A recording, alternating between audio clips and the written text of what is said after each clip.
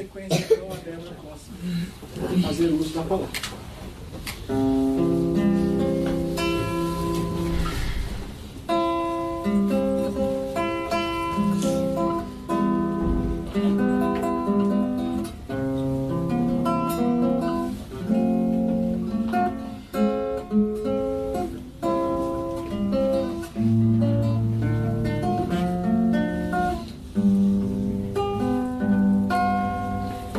Pai nosso, que estás nos céus, santificado seja o teu nome.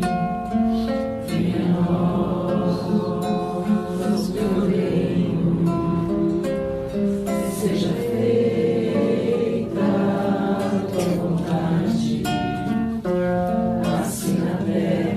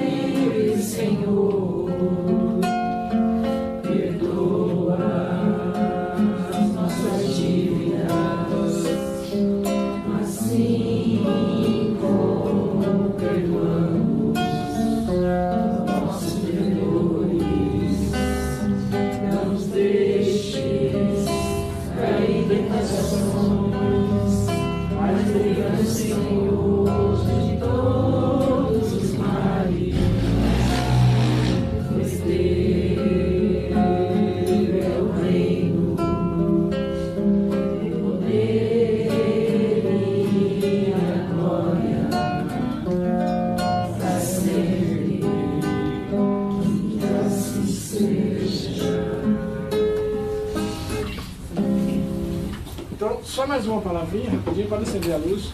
Eu só queria pedir uma última coisa, para que não interrompam a palestra, para que, a não ser que ela solicite, né, a interrupção, e se alguém ficar com alguma dúvida, não entendeu bem alguma passagem, alguma explicação, nós temos depois horários que é próprio para que sejam dirimidas essas dúvidas. Ok? Muito obrigado e boa palestra a todos. Boa noite. Boa noite. Vocês estão me ouvindo bem, não? O microfone tá bom? Então, Jesus, nas suas passagens, nos seus ensinamentos, um dia nos colocou essa frase: bem-aventurados aqueles que são brandos e pacíficos. Abaixo.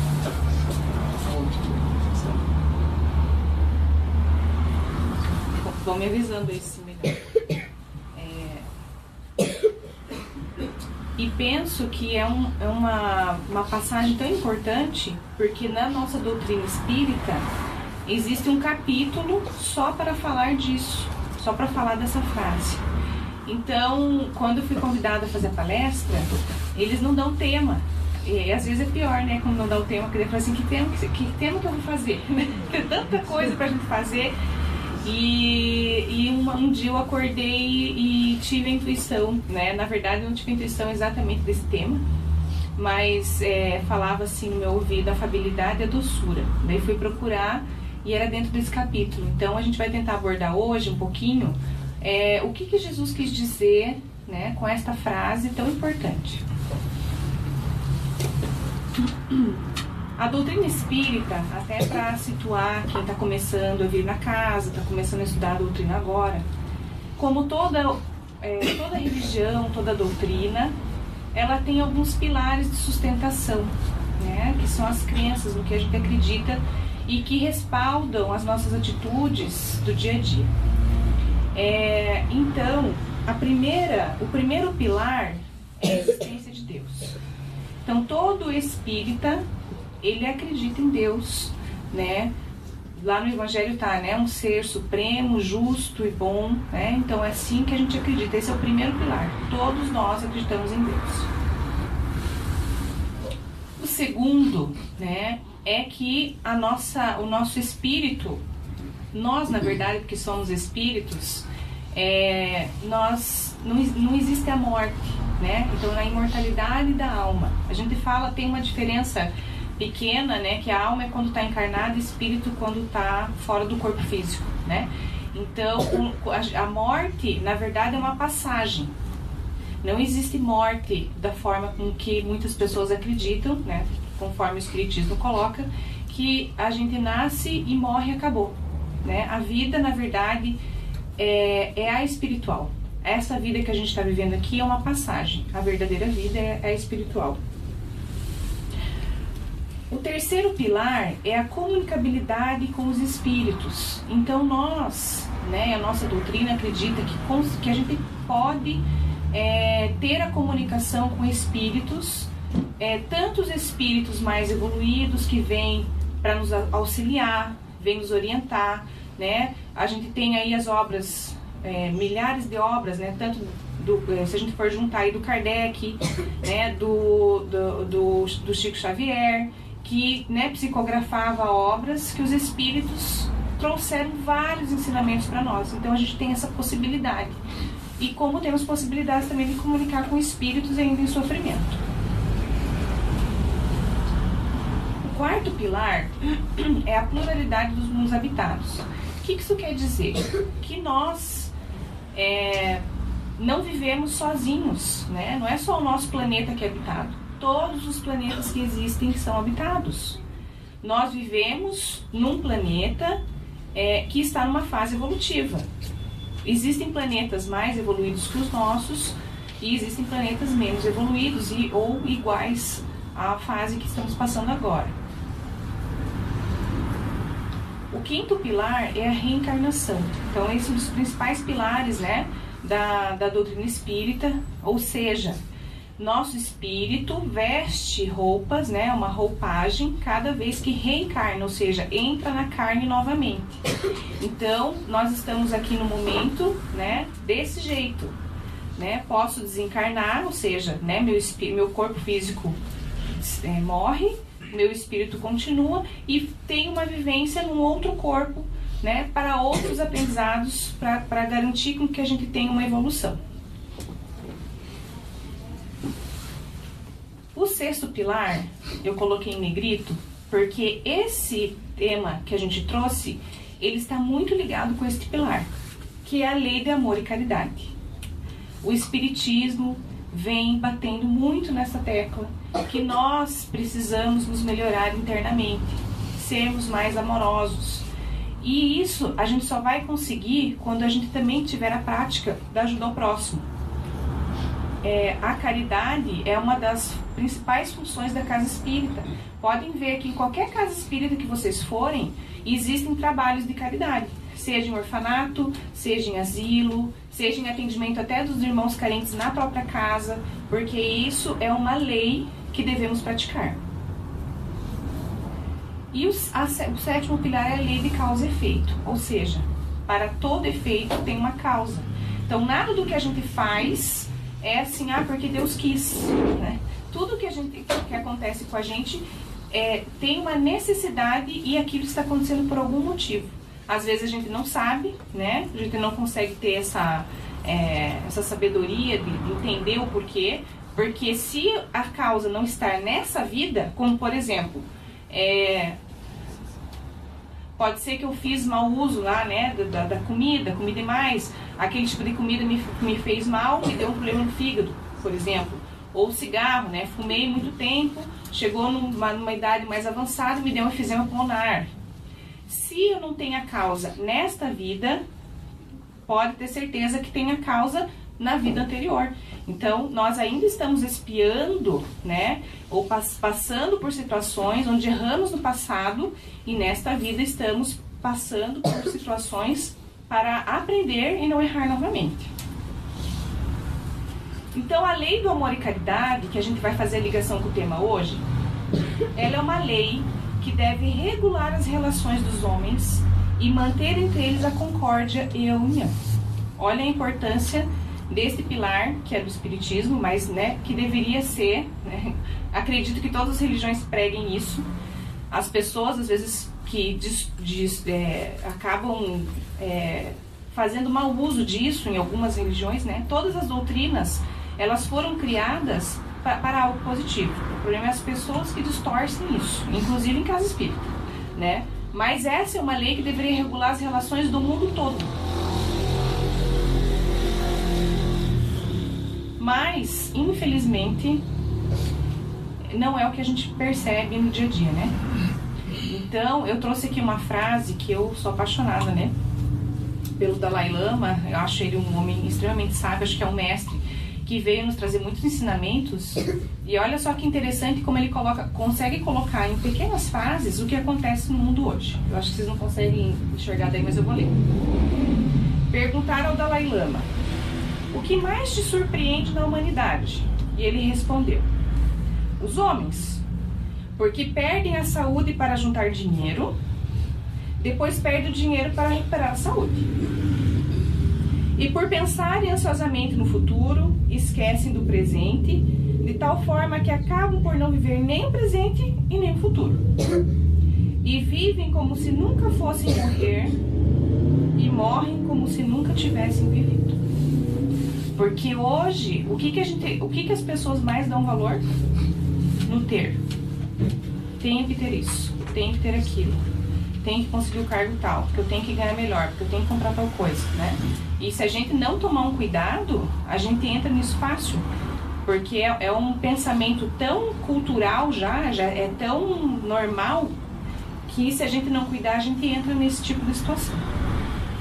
E ele continua dizendo assim: cada um de nós é responsável por tornar o mundo melhor. E isso deve começar por reformar o nosso próprio íntimo.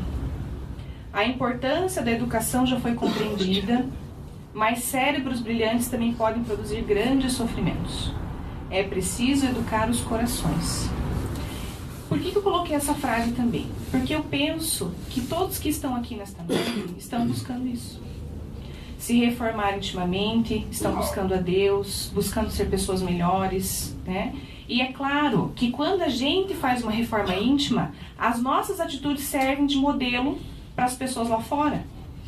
E isso é o mais importante. Porque nós sempre buscamos um espelho, né? E a gente tem que admirar, sim, as pessoas que fazem essa transformação e tentar ser igual. Eu sempre falo muito aqui do Dr. Roberto Silveira, não sei se alguém o conheceu, mas para mim é sempre, toda vez que eu vou fazer palestra, eu me lembro dele. Porque tinha uma admiração e você falava assim: nossa, queria ser um pouquinho do que ele é. Porque extremamente estudioso, palestrante, espírita de anos, né? Trabalhador, fazia caridade, era uma pessoa maravilhosa, né? Então, a gente, quando faz o bem, a gente é uma luz que acende várias luzinhas em volta, principalmente das crianças, né? Então, a gente tem que ter esse cuidado, e eu acho que nesse momento, vocês deixaram de estar lá vendo televisão, vendo jornal, vendo novela, né? Ou mesmo no quentinho de casa, né? Que tá um frio, para estar aqui buscando essa reforma íntima. Então, como que está o mundo hoje se a gente for fazer aí um balanço, né?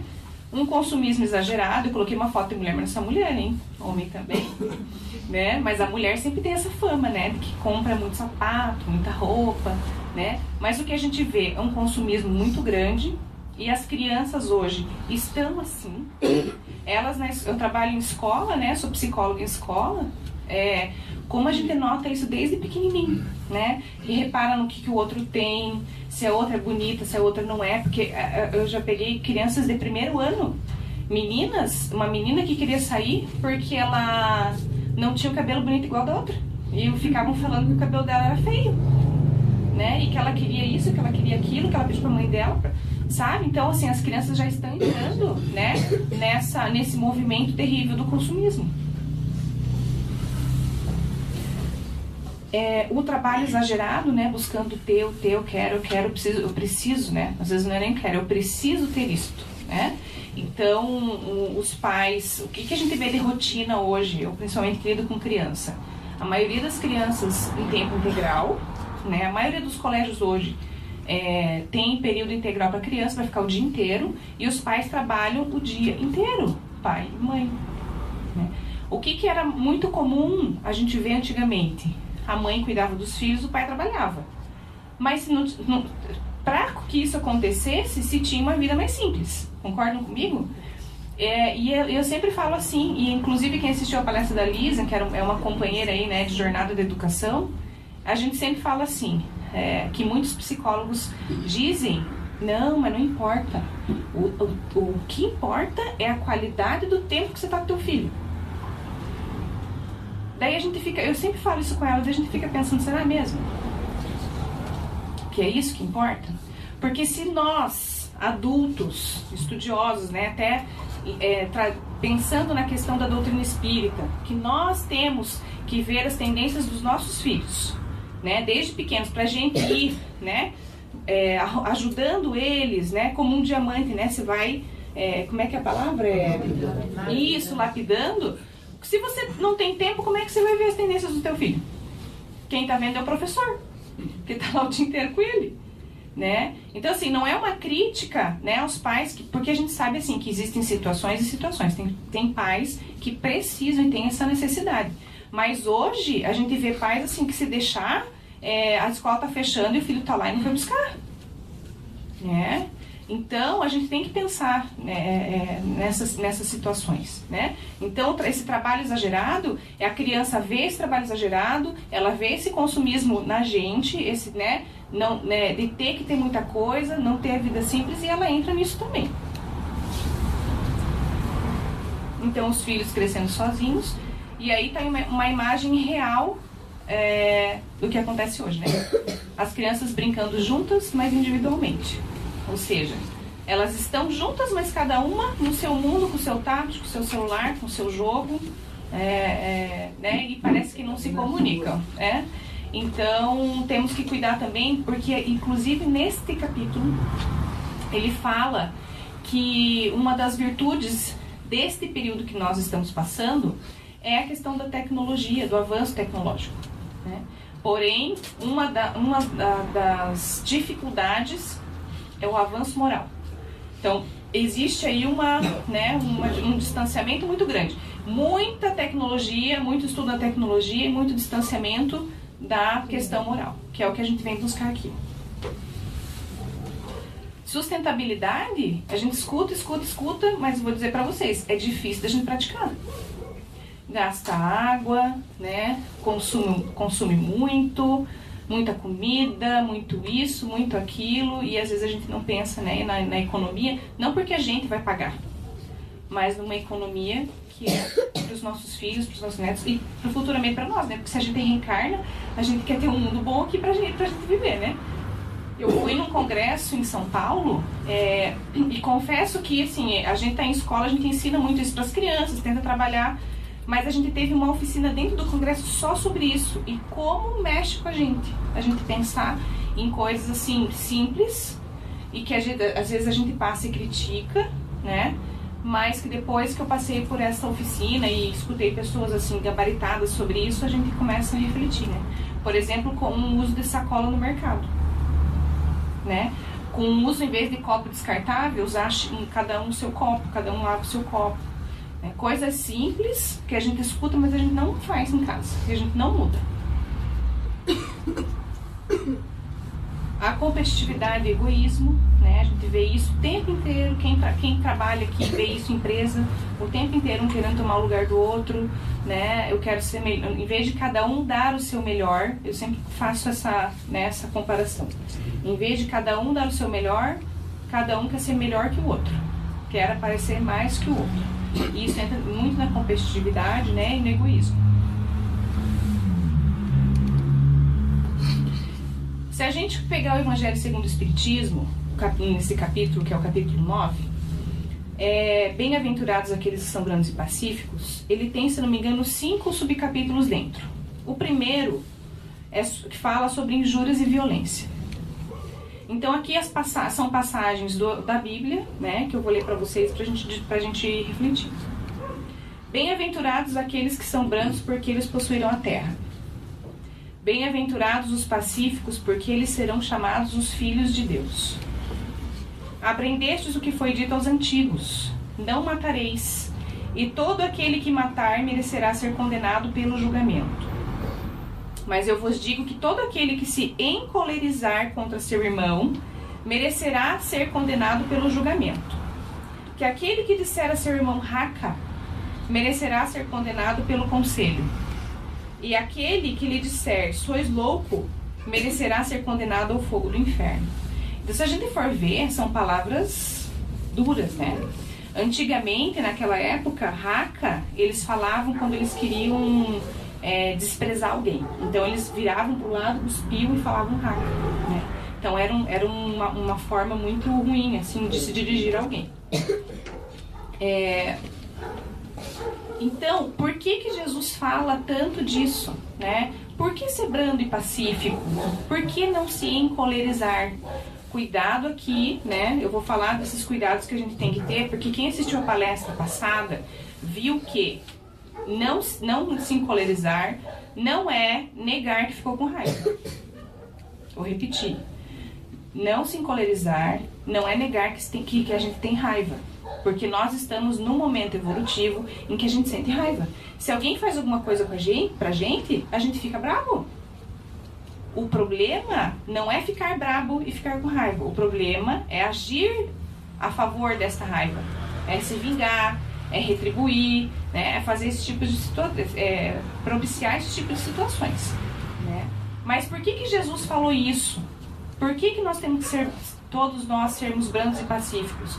Porque toda palavra ofensiva, ela exprime um sentimento contrário à lei de amor e caridade, que deve regular as relações entre os homens, mantendo a união e a concórdia, né? Então, o que acontece? Quando a gente ofende alguém, né, fica com essa cólera, com essa ira, com essa brabeza, e a gente dispensa isso a outra pessoa, é um atentado à benevolência recíproca e à fraternidade. Ou seja, está indo contra uma lei divina, né? Então, o que acontece? A lei de amor e caridade, ela deve se tornar a lei da humanidade toda. E isso faz com que a gente consiga combater o egoísmo.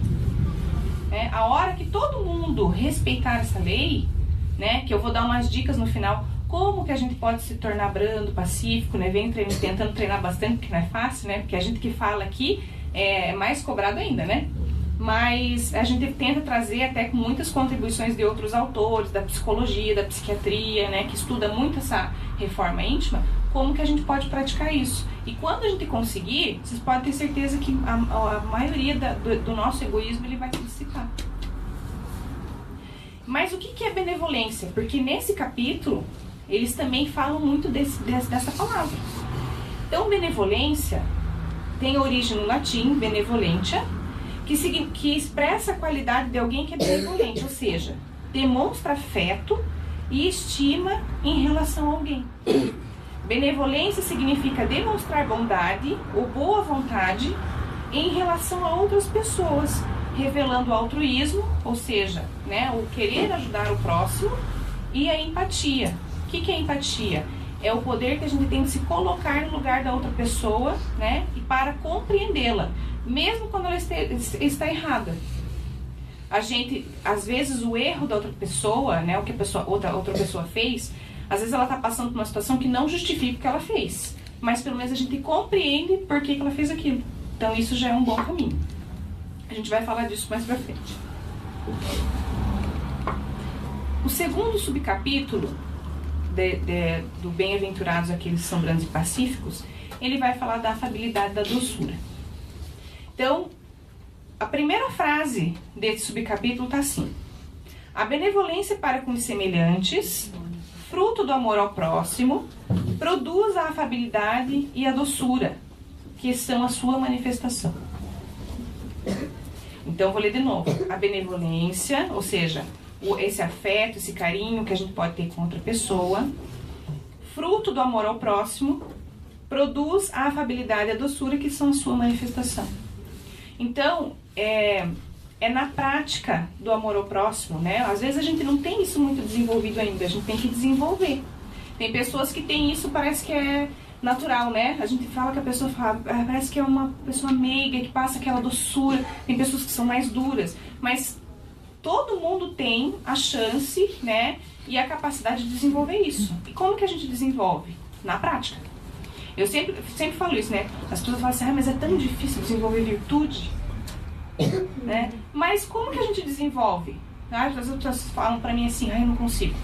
Eu não consigo mudar, não consigo ser assim. Não consegue, você não tá conseguindo agora. Porque assim, ó, a virtude a gente só desenvolve na prática. Como é que a gente aprende a andar?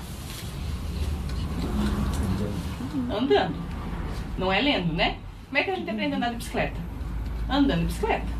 Cai, levanta, tenta mais um pouco, desequilibra, cai, né? Como é que a gente aprende a dirigir? Dirigindo. Como é que a gente desenvolve virtude? Na prática. É fazendo, é tentando falar mais doce. Ai, meu Deus, não consegui, fui grossa, vou lá, peço desculpa, falei grossa, estou tentando me melhorar. É assim que a gente faz, é esse movimento, é na prática.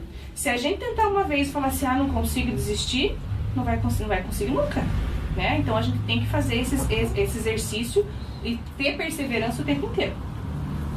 Então, nesses momentos da gente fazer caridade, né? Por mais que a gente não goste, é uma coisa que é uma prática, a gente vai desenvolvendo essa doçura e essa afabilidade, tá? Mas, nesse capítulo, eles nos chamam a atenção para uma coisa bem importante também. Vocês estão vendo ali que tem uma imagem que eles chamam que é o cordeiro vestido de lebre, é isso? O lobo na pele de... Isso. Então, o que acontece?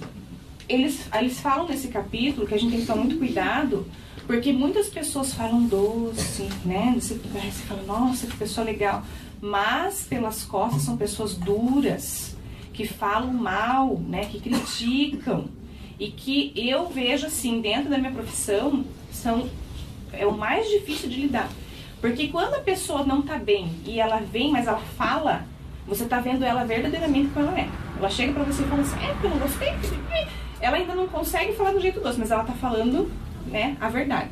Agora, aquele que vem e faz esse disfarce, às vezes demora pra você descobrir como é que essa pessoa é, né? E daí a gente, claro, né, como seres humanos, se decepciona muito. Então, a gente tem que cuidar muito com isso, tanto com as outras pessoas, quanto com nós mesmos. Porque existem situações que às vezes a gente fala, mas a nossa intenção não é positiva. Então, cuidado com isso. Qual é a intenção de você falar aquilo para aquela pessoa? Ou, você está lá numa situação no teu trabalho, né? Está tendo uma situação, podemos até colocar assim, uma dificuldade de um colega do trabalho, está em reunião e você vai falar sobre isso. Qual é a intenção que você vai falar? Analise no seu coração. Porque se for a intenção, né, que eu falo de um jeito ruim, mas assim, de jogar tudo no ventilador, não é uma intenção positiva. Agora, se você vai falar com a intenção de ajudar essa pessoa, porque ela está tendo uma dificuldade que ela não está enxergando, é diferente, você está fazendo aquilo com amor. Porque às vezes precisamos falar coisas difíceis para as pessoas que não estão enxergando algumas coisas. É que nem criança, né? Você às vezes tem que dar um limite. Às vezes dói mais na gente dar um limite do que na criança, não é? Quem é mãe principalmente sabe, pai nem tanto, mas mãe, né? Mãe sofre. Aí a gente vai dar um limite, a gente depois sai mal e não pode mostrar para a criança ainda que tá mal, né? Mas aquilo não é importante para educar? Para mostrar para ela o que é certo e o que é errado? Né? Então, às vezes a gente precisa falar coisas difíceis para as pessoas, inclusive para as pessoas que a gente ama, né? Mas qual é a intenção que eu estou falando? É para alfinetar? Ou é para ajudar? Para que ela enxergue e ela mude? Então, a afabilidade, que é uma palavra-chave desse subcapítulo, a gente também pegou lá o que significa. É uma característica ou ação de quem é afável, qualidade da pessoa que é cortês ou demonstra cortesia. Aptidão ou tendência para tratar alguém com benevolência. Quando eu estava preparando a palestra, eu tentei procurar no Momento Espírita algo que tinha a ver com esse tema. E tem uma mensagem chamado Amados e Amáveis, eu não vou ler aqui. Eu queria trazer para vocês ouvirem, mas eu não consegui. Mas ele fala sobre afabilidade, que é uma forma da afabilidade é quando a gente se interessa por aquilo que o outro gosta. Às vezes eu vou, né, sei lá, eu tô conhecendo alguém, e ali no texto conta assim, tinha um menino que gostava de barcos, e chegou um homem que não entendia nada de barcos, E chegou na casa dele para falar com um adulto, ele era filho, e chegou do lado dele, ele falou do barco, e o homem deu vazão para aquilo e falou do barco, né? E o menino falou, nossa, que homem incrível, não entendia nada, né? Mas o que ele fez? Ele foi cortês, ele deu valor para aquilo que o outro dá valor. E o que a gente faz geralmente aqui na nossa sociedade? Ai, a pessoa se importa com isso, pelo amor de Deus. Mas para ela isso é importante, né? Como que a gente fica quando a gente dá valor para uma coisa e a outra pessoa acha que aquilo é uma bobeira? Né? Então, ter essa cortesia, né? essa afabilidade quer dizer isso, até você dar importância para aquilo que a pessoa está falando, você ouvir, né? Você retribuir. E daí eu coloquei aqui o exemplo de uma situação que tem a ver com isso, que eu vivi lá na Índia quando eu fui lá acho que pela primeira vez. Lá na Índia, as lojinhas, existem muitas lojinhas, eles têm muito essa coisa do comércio, né? Os muçulmanos. E quando a gente chega lá, a gente se espanta, né? Porque aqui é um tratamento, lá é outro. Então a gente entra nas lojinhas pra comprar qualquer besteira. Eles vêm num amor, assim, né? E perguntam pra gente assim, você quer um café? Você quer um cappuccino? Você quer um chá? Você quer um sorvete? Até isso eles oferecem pra você. Não, senta aqui. Daí eles puxam a cadeira pra você sentar. São extremamente queridos, assim. E eu tava com uma amiga pra lá, as 2 vezes que eu fui com essa amiga. Ela é muito engraçada. E ela é mais gordinha. E ela adora comida, adora um café, né? E daí a gente foi indo nas lojinhas, daí ela tinha acabado de tomar um café numa outra lojinha. Daí a gente entrou na outra, ela falou, quero ver um negócio aqui, vamos entrar. Aí o indiano que tava lá perguntou pra gente assim, vocês querem um café? Eu falei, não, obrigada. Ela falou, eu quero. Eu falei, você vai tomar café de novo? Ela falou, sim, vou aproveitar. Daí ela falou, quero um cappuccino. E o dono da loja prontamente bateu assim, fez assim pro empregado dele, falou, vá buscar um cappuccino. E daí o empregado foi correndo, né, pra atender bem, trouxe um cappuccino. Pense que querido, né? Então eles têm esse tratamento. Aí chegou com o cappuccino, ela foi tomar e fez uma careta. Ai, eu já tava morrendo de vergonha. Eu falei assim, o que você tá fazendo careta? Tá sem açúcar. Daí ele perguntou pra ela, tá sem açúcar? Você quer açúcar? Ela falou, eu quero. Bateu o empregado de novo e falou, vai buscar um açúcar. O empregado prontamente foi buscar o açúcar. Chegou o cara com açúcar na mão. Porque os indianos têm esse costume não muito igual ao nosso, né? Eles não têm a mesma higiene que a gente. Quando ele chegou com aquele açúcar na mão, eu comecei a rir, né? Porque eu falei, agora eu quero vê-la tomar. Daí ela pegou, olhou pra mim assim, falei, agora você vai tomar. Né? Aí pôs o açúcar lá, ela falou assim, me ajuda. Eu falei, não, você vai tomar sozinha, né? Porque veja, olha o carinho, né? De ir lá, de buscar, porque isso é um gasto pra eles, né? Como é que a gente vê aqui, eu falava assim, meu Deus, eles precisavam um curso lá pro Brasil, né? De como que atende.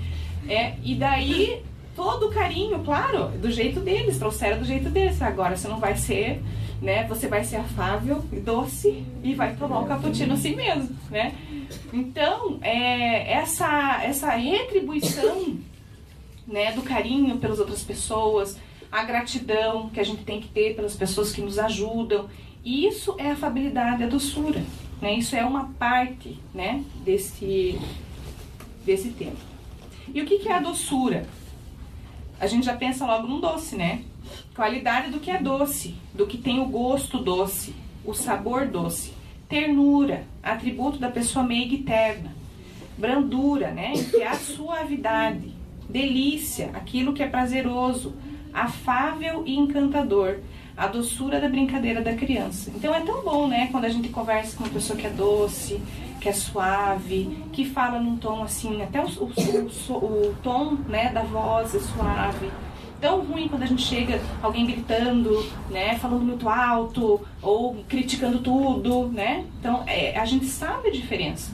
Então se a gente gosta de que as pessoas nos tratem assim, a gente deve também fazer um esforço para ser assim. O subcapítulo 3 fala sobre a paciência. Sedes pacientes, pois a paciência é também caridade. Olha que interessante. A paciência é uma caridade. e deveis praticar a lei de caridade ensinada pelo Cristo, enviado de Deus.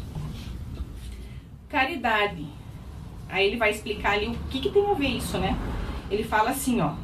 É caridade perdoar as pessoas, né, que Deus colocou no nosso caminho para ser instrumentos de nossos sofrimentos e submeterem à prova a nossa paciência. Olha que difícil. Porque quando alguém faz alguma coisa pra gente, ou quando a gente tem um familiar difícil, um filho, um pai, sei lá, um parente, um colega de serviço que faz alguma coisa, a gente quer logo ficar bem longe, né? A gente quer sumir, quer que a pessoa saia, né? Não quer mais... Olha, e às vezes a gente critica muito. E olha só, a gente tem que perdoar e ainda pensar que aquela pessoa está sendo um instrumento para desenvolver em nós uma virtude. Na palestra passada também foi falado bastante disso, né? De que tem pessoas que vêm, nos fazem situações e cutucam bem aonde a gente precisa melhorar, né? Então a gente sabe o nosso ponto fraco. No fundo, se a gente fizer uma autoanálise, a gente sabe aonde que pega a situação. Porque assim, por que eu fico nervosa, né? Ou se a gente for pensar assim, por que ficamos nervosos com tais situações e com outras não? Porque aquelas situações que eu fico nervosa é que eu ainda não aprendi a lidar. São essas situações que vão acontecer na minha vida para eu praticar e para eu evoluir. Então, só que aqui a gente tem que ter outro cuidado, ó, o segundo cuidado que eu coloquei aqui.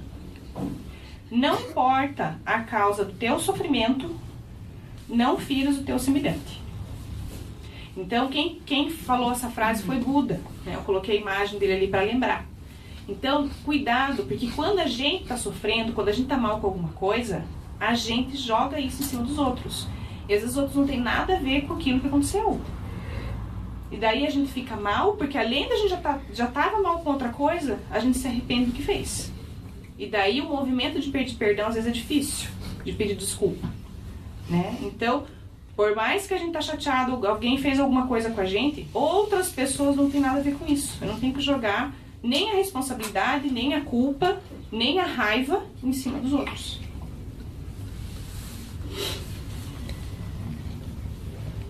O quarto subcapítulo fala, que eu acho que é o penúltimo, fala sobre a obediência e resignação.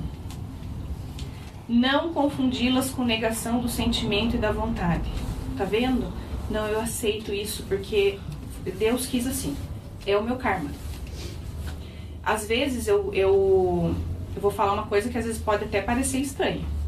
Mas no consultório, às vezes a gente pega casal que vive se matando, vive brigando, às vezes até com agressão física, e fala, não, mas eu não posso separar porque é meu karma. Eu escuto isso. Então, assim, você está fazendo a tentativa das coisas melhorarem, você está fazendo a sua parte, não está dando certo, será que é karma mesmo? Ou será que você está com medo da separação, né? Está com medo de ficar sozinho, que seja mais difícil, né? Porque às vezes a gente acostuma até com sofrimento, né? Então a gente tem que tomar um cuidado disso. Não confundir resignação com assim, Deus quis assim, é assim que vai ter que ser. E ficar acomodado e não se mexer para melhorar, né? Então obedecer é a grande lei do progresso, que é a palavra da vossa geração. Está escrito lá nesse capítulo. E olha o que eles falam do espírito que se justifica e usa isso como muleta. Infeliz do espírito preguiçoso, daquele que fecha o seu entendimento. Infeliz porque nós, que somos os guias da humanidade em marcha, o chicotearemos e forçaremos sua vontade rebelde com o duplo esforço do freio da espora. Toda resistência orgulhosa deverá ceder cedo ou tarde. Então, a lei do progresso, o progresso é uma lei. Se a gente está acomodado, pode saber que algo vai vir nos cutucar, né, para que a gente possa voltar para a estrada e possa caminhar novamente. Então, é melhor que a gente faça, né, pelo amor do que pela dor. A gente sempre fala isso no espiritismo, cuidado. Tem gente que melhora pelo amor, porque vai lendo, vai entendendo, vai querendo praticar e quer se melhorar. Tem outras pessoas que é só pela dor. E reclama, e critica. E às vezes culpa Deus pelas situações, né? O Sai Baba, na Índia, um grande mestre, não sei se todos conhecem, já ouviram falar, ele fala assim: quando você dá um passo para Deus, Ele dá 100 até você. Então, às vezes a gente está num momento difícil, complicado, a gente está desanimado, mas a gente tem que sempre lembrar disso. Essa frase sempre fica muito forte para mim. Dê um passo até Deus, Ele dará sim para você. Então, o pequeno esforço que a gente faz, né, Deus nos dá em retribuição muitas outras coisas, muitas graças. Mas bem-aventurados os que são mansos, porque darão ouvidos dóceis aos ensinamentos. Então, olha só que coisa mais interessante essa frase, que parece tão simples, mas olha que profunda. Bem-aventurados que são mansos, porque darão ouvidos dóceis aos ensinamentos. Não são pessoas que vêm aqui, vão escutar um monte de coisa e vão sair e não vão praticar nada. Não, elas vão dar ouvidos, elas vão vir aqui e o pouco que elas escutarem aqui, elas vão colocar em prática. Isso também é uma característica de ser manso e pacífico. Porque Jesus, quando teve uma passagem, até que o Dr. Roberto falou numa palestra, que as pessoas teve uma passagem, não lembro quem que era, mas que viu e achou que Jesus estava triste, né? E Jesus falou assim, que o que chamava a atenção dele é que muitas pessoas escutavam sobre a verdade e saíam, é como se entrasse pelo ouvido e saísse pelo outro. Porque quem não tem isso, quem não vem receber esses ensinamentos, tudo bem, não está sabendo, não tem esse conhecimento. O pior é aquele que tem o conhecimento, vem, escuta e sai e não pratica nada. O que adianta? E o último é a cólera. Então, o que ele fala aqui nesse capítulo, né? No resumo aqui. O orgulho, ele leva à cólera. Então, cuidado.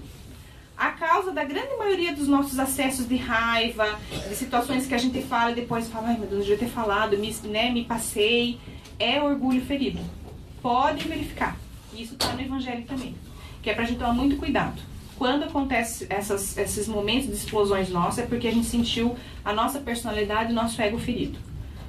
E a cólera, que prejudica primeiro quem? Da onde sai? Porque é uma energia. A gente é energia. Quando a gente está com raiva e a gente tem essas explosões, a gente dá vazão a essa raiva. E essa energia nos intoxica inteiro. Antes da gente mandar para outra pessoa, já nos intoxicou. Então ele fala lá, né? Altera a saúde, compromete a própria vida, sendo nós mesmos a primeira vítima. Então os acessos de cólera, depois que passa, né, aquele tempo que a gente pensa, né, e fica mais quieto, refletindo, a gente se arrepende. Se arrepende do que fez.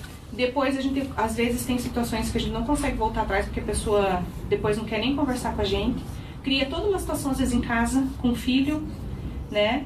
Com o marido, com o pai, com a mãe. E que depois a gente fala, meu Deus, agora eu tô tendo uma reação de volta do meu filho porque aquele dia eu falei aquilo no momento de raiva, eu falei que não devia. Olha o perigo. Então aqui, rapidinho, né, que eu acabei me passando no tempo aí, eu queria contar uma história para vocês, para dar umas dicas de como a gente pode trabalhar tudo isso e ser mais brando e mais pacífico. Existe uma história chamada a história do jornaleiro freguês. Então, o freguês era um senhor que queria comprar um presente para a esposa. E ele chamou um amigo para ir junto. Ele queria comprar um livro, foram até uma livraria comprar um livro. E na volta ele falou assim, vamos passar na banca, ele quer comprar um jornal. Era uma banca perto da casa dele. Aí chegaram ali e ele falou bom dia pro jornaleiro. O jornaleiro não respondeu. Aí ele falou assim, eu queria um jornal. O jornaleiro só jogou o jornal para ele. Ele pagou e falou, muito obrigado, uma boa tarde pro senhor. E o cara não respondeu. Aí o amigo estranhou, estavam saindo e falou assim, mas escuta, você sempre compra jornal aqui? Ele falou, sempre, faz muito tempo. E o jornaleiro sempre te trata desse jeito? Sempre. Tá, e você nunca falou nada pra ele te trata com tanta indiferença, te jogou o jornal, não te deu bom dia, você ainda falou boa tarde pra ele. Por que você trata ele tão bem? Daí ele disse assim, porque eu não quero ser como ele. E daí, é isso que a gente fala aqui, entre o agir e o reagir. Qual que é a diferença? Né? Quando ele escolhe como ele quer fazer, ele está agindo. o jornaleiro foi, se ele foi grosso, o problema é dele, eu quero ser uma pessoa querida, né? Cada um oferece o que tem, né? Agora, o que acontece? Quando alguém nos trata assim, é muito difícil a gente não revidar. Quando a gente revida do mesmo jeito, a gente está reagindo. Então, nessa situação, a gente tem que pensar assim, quem que controla o meu comportamento? Né? Aí eu escuto muito isso, gente, como eu escuto isso de pais, não é de alunos. Não, porque se a pessoa me tratar bem, tudo bem, mas se ela for grossa, você gosta também. Não é assim que a gente escuta? Quem que está controlando o meu comportamento? O outro. Eu só vou agir conforme o outro vai agir. Cadê a minha consciência, a minha personalidade, as minhas crenças, né? Se o outro é grosso e quer ser grosso, tudo bem, eu não quero ser. Independente se ele for me tratar com grosseria ou não, eu vou me manter igual. Né? Então, cuidado com isso. O que tem que controlar nosso comportamento é a consciência, e não a outra pessoa lá que tá braba. Às vezes, não é nem na brabeza, às vezes na ansiedade. Vocês já viram quando você conversa com alguém que tá ansioso? Você tá bem tranquilo. Daí chega alguém bem ansioso. E quando você vê, você também fica, né, toda ansiosa, agitada. E a gente tem que tomar um cuidado com isso, porque a gente entra na mesma energia da outra pessoa. Né? Então a gente não pode deixar que o outro controle o nosso comportamento. E cuidado, porque às vezes a gente não fala, mas olha a careta. Às vezes a nossa expressão fala mais do que se a gente falasse mesmo, né? Falasse verbalmente, né? Agora aqui, eu gostaria, né, que vocês, porque é mais uma brincadeira, para ficar gravado, porque é outro cuidado que a gente tem que ter, mas eu gostaria que vocês falassem agora, tá? O que vocês estão vendo aqui? Uma brava com a outra. Uma pessoa brava, uma brava com a outra. Não, pessoal, agora ela pediu Agora pra vocês se pediu pra você. manifestarem. Fala. Elas estão vendo quem grita mais alto. Elas estão vendo quem grita mais alto. E mais? Discussão. Estão discutindo. Isso não resolve o problema. Olha a pegadinha que todo mundo caiu. Eu já ia dizer que estão brincando. Ó, você ia dizer que estão brincando, né? Mas olha a pegadinha. Pra mim parece uma euforia exagerada das duas. Estamos comemorando alguma coisa. Você sabe o que vocês estão vendo aí? Duas mulheres, uma de frente para a outra com a boca aberta. Como é que vocês sabem que elas estão bravas uma com a outra, que elas estão eufóricas, que elas estão brincando? Olha como a nossa mente já interpreta. Como a nossa mente já julga. O que a gente está vendo? Ó, eu fiz a pergunta bem correta, porque às vezes se a gente pergunta errado, a gente induz a uma resposta errada, mas hoje eu perguntei certo. O que vocês estão vendo? Estamos vendo duas mulheres, uma de frente para a outra, uma loira e a outra morena, assim, né? De boca aberta uma para outra. O cuidado que a gente tem que ter de quando a gente vê uma situação e não julgar. Esse é um cuidado muito grande. Se a gente quer ser pacífico, quer ser manso, doce, a gente tem que cuidar com o julgamento. A nossa mente já é treinada para isso, para julgar. A gente vê uma situação, mas deve ser por causa daquilo. Ah, mas também a pessoa tem aquilo, não sei o quê. E assim a gente vai fazendo. Né? Então aqui até coloquei uma sugestão de leitura, para quem quiser, não é espírita, mas assim, eu acho que, né, no fundo ele era, né, porque é um psicólogo americano, chamado Marshall Rosenberg. Ele escreveu esse livro, na verdade é uma teoria que ele desenvolveu, chamado Comunicação Não Violenta. Excelente livro, até para estudo. E ele fala assim, por que existe tanta briga entre as pessoas? Porque, né, elas se comunicarem, por que as pessoas não se entendem? Porque elas não criam conexão. E ele fala que a comunicação tem que ser de coração a coração. Então, olha que interessante. Olha que visão mais, né, bonita. E ele fala assim, são as duas situações que eu achei mais importantes dentro da teoria dele. Crie conexão com outra pessoa, fala com ela. E a outra veja qual as suas necessidades do que você está falando com ela e qual que é a necessidade dela. Vou explicar melhor. Quando a gente fala com alguém, ó, frases que aumentam as chances de conexão. Às vezes a gente fala de um jeito duro. Ah, mas eu queria tal coisa. Você não percebe que você faz isso e não sei o quê? E às vezes a gente fala do outro. Porque você me irrita. Porque você é desorganizado. Porque você é isso. A gente sempre joga no outro. Olha a diferença. lembrar de colocar a frase assim, olha, quando você age assim, assado, lá, eu sinto isso. Porque eu necessito, por exemplo, de organização, né? Olha, quando você chega em casa, filho, tem muito isso, né? Quando você chega em casa, né? Meu marido, faço isso direto com ele, coitado, porque ele não sabe que eu tô falando isso aqui. Quando você chega em casa e tira a blusa e põe na sala, tira a calça de cima da cama, né? Vai tomar banho e deixa a roupa no chão, eu fico tão irritada, eu falo pra ele, porque daí eu que tenho que catar tudo, né? Então eu falo pra ele assim, eu precisava que você organizasse, porque às vezes eu perco tempo pra arrumar a tua bagunça, né? Mas a gente não fala assim, né? O que a gente já fala? De novo, você largou lá essas coisas, porque eu não vou catar mais, porque eu já tô cansada, porque eu não vou lavar minha roupa, né? E a gente vai falando coisas desse tipo. Mas a gente, porque, e aí é isso que ele fala, a gente não cria conexão. Agora pensa no momento no lugar de trabalho, um chefe, né? É tão ruim quando o chefe nos chama atenção de uma forma ruim, né? Às vezes a gente não vai fazer do jeito que ele quer, a gente não sabe do jeito que ele gosta, ou do jeito que é o padrão, a gente acabou de entrar na empresa. Então a gente tem que ter uma forma mais delicada de falar, olha, aqui na empresa funciona assim, então eu gostaria, né, se você puder, porque desse jeito, dessa organização não é legal por isso, por aquilo. Explicar com calma, né? Ó, você está se sentindo desse jeito, às vezes a pessoa tá lá, chega pra gente, a gente vê que a pessoa não tá legal. Você está se sentindo assim? Tô perguntando, porque você precisa ou necessita que eu faça de tal jeito? Muda tudo, né? Então muda o foco, né? Dos erros próprios do outro para as necessidades de todos, né? Então a gente tem que começar a verificar qual é a minha necessidade que não está sendo atendida com aquela pessoa, naquele relacionamento, e quais são suas necessidades não atendidas, qual que é a necessidade que a outra pessoa, que a gente não está atendendo no outro.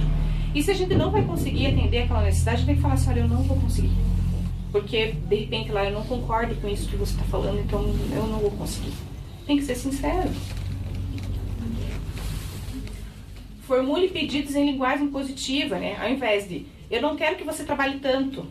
Né? Use, eu gostaria que você ficasse 2 noites por semana comigo, sinto tanta falta da tua companhia. Olha a diferença. Em vez de, por favor, entenda-me, usa, por favor, diga-me o que você entendeu do que eu disse. Porque às vezes a gente fala e a pessoa interpretou diferente daquilo que eu quis dizer. Então, você entendeu o que eu falei? O que você entendeu do que eu disse? Eu falo muito isso para as crianças, né? Porque criança é mais difícil, às vezes, de entender, de alcançar o que a gente quer. Então, às vezes a gente fala uma coisa pro filho, e cuidado, às vezes a gente fala 300 coisas ao mesmo tempo. Faça isso, faça aquilo, chegou na metade, a criança já não pegou, né? Isso, você entendeu? Entendi. Então, repete para mim, o que eu te disse? Você me disse isso e aquilo. Então, legal, agora você entendeu o que eu quis dizer. E às vezes com adulto tem que fazer isso também. E pra gente encerrar, né, uma das coisas mais importantes que foi colocado lá no evangélico, lá na frente, quando a gente começou a falar que a empatia era importante, lembra? Que eu coloquei altruísmo, grifado, empatia. Então, a empatia é esse poder da gente se colocar no lugar do outro, tá? Só que às vezes a gente tenta fazer isso de uma forma que não é muito certa. Esse videozinho que eu vou passar aqui, ele é bem rápido. Se alguém não conseguir ler, porque ele está em inglês e está com tradução escrita, vocês me avisam que daí eu explico. Mas ele é uma quebra de paradigma também. Porque muitas das coisas que a gente vai ver aqui que fala que é errado, a gente espírita faz. Mas eu vou passar para vocês verem.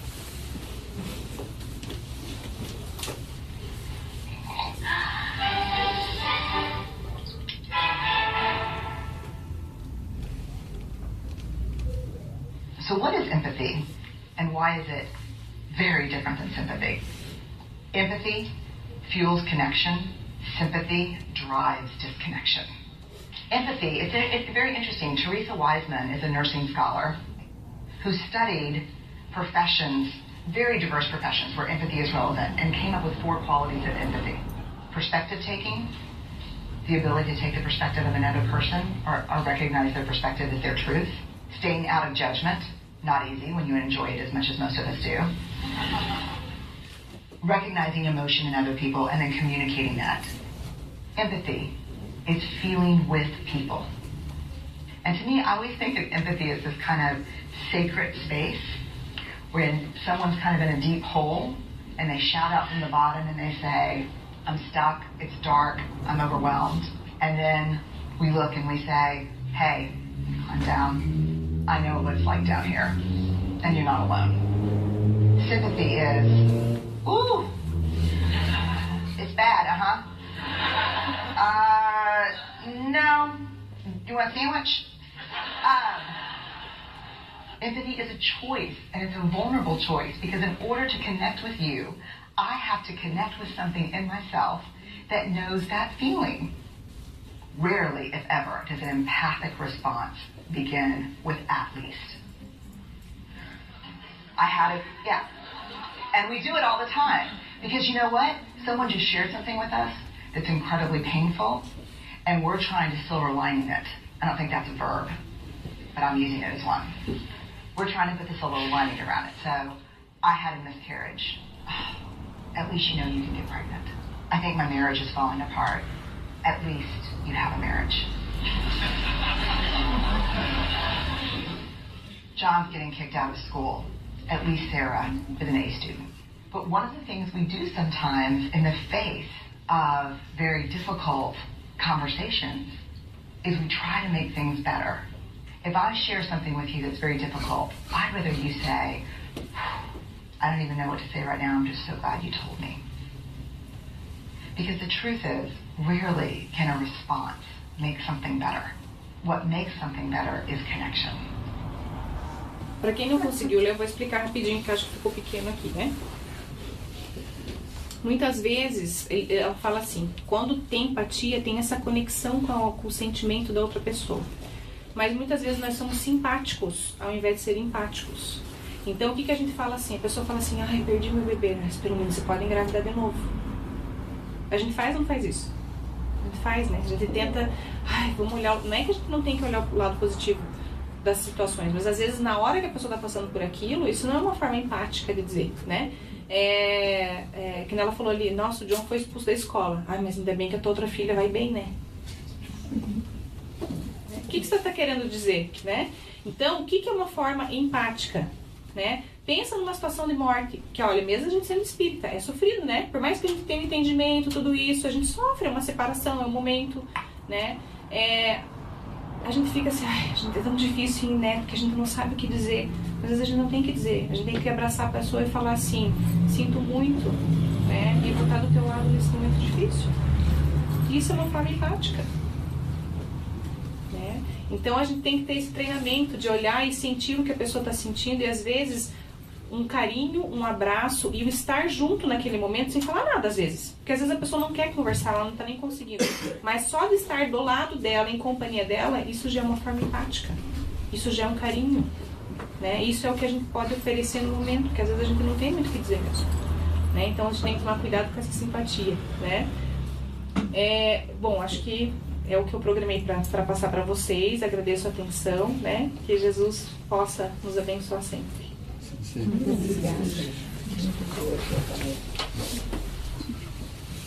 Ok, então nós vamos, como é costumeiro na casa, nós vamos fazer o encerramento com o Pai Nosso, tá?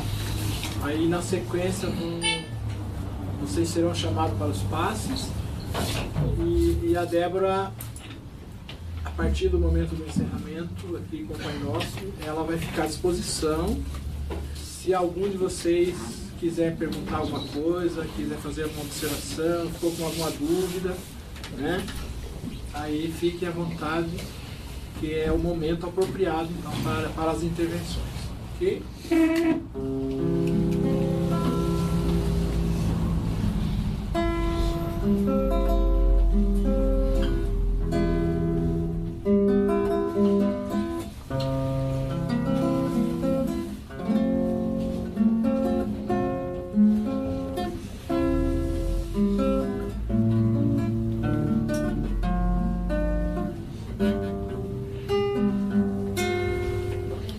Pai nosso, que estás no céu,